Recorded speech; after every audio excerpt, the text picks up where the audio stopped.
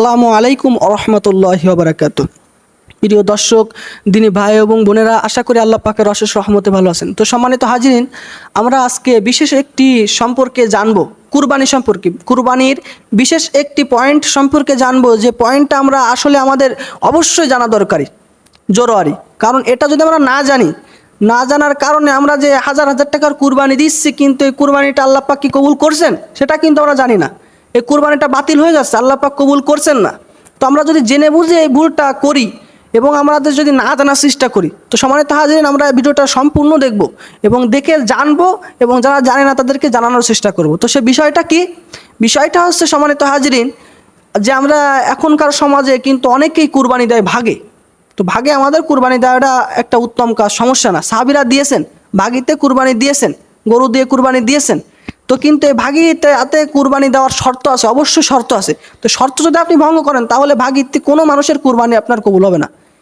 তো সম্মানিত হাজিরিন, কি জন্য ভাগি কুরবানি আল্লাহ পাক রব্বুল আলামিন কবুল করবেন না, এবং একাকী কুরবানি দেওয়া উত্তম কেন, এটা আমরা ইনশাল্লাহ আমরা জানবো। একাকী কুরবানি দেওয়া উত্তম নাকি ভাগিতে কুরবানি দেওয়া উত্তম, এই সম্পর্কে ইনশাল্লাহ আমরা জানবো। তো সম্মানিত হাজিরিন, ভাগিতে কুরবানি দিলে কি হয়?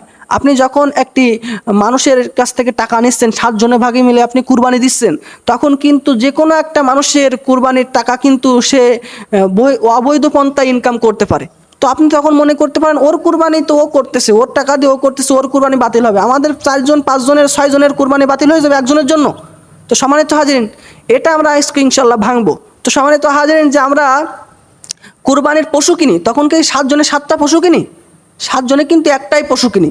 টাকাটা সবাই একত্রিত করে 7 জনে মিলে টাকা তুলে আমরা একটি পশু কিনি।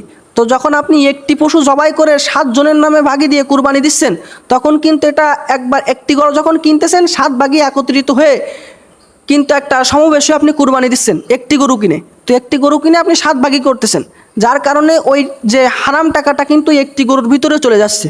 তখন যখন আপনি এই কুরবানিটা আল্লাহর সন্তুষ্টর জন্য দিচ্ছেন, আল্লাহর সান্নিধ্য লাভের জন্য দিবেন, তো তখন কিন্তু আল্লাহর সান্নিধ্য জীবনে আপনি অর্জন করতে পারবেন না যদি আপনার টাকাটা হারাম থাকে।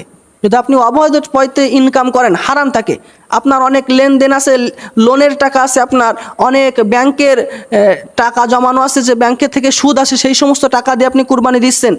এই সমস্ত যে সমস্ত ব্যক্তিদেরকে নিয়ে আপনি কুরবানি দিচ্ছেন, যার কারণে আপনার কুরবানিটাও বাতিল হয়ে যাচ্ছে। তো সম্মানিত হাজিরিন, এটা ভাগিতে কুরবানি দেওয়ার একটা সমস্যা হচ্ছে যে আপনারা 7 ভাগে দেন, 5 ভাগে দেন, যদি একজনের টাকা হারাম থাকে, তাহলে কিন্তু ওই পুরো ভাগে যে সময় একটি গরুতে যে কয়জন মানুষ ভাগে হচ্ছে, পুরো মানুষের কুরবানিটা আল্লাহ পাক রব্বুল আলামিন বাতিল করে দিচ্ছেন।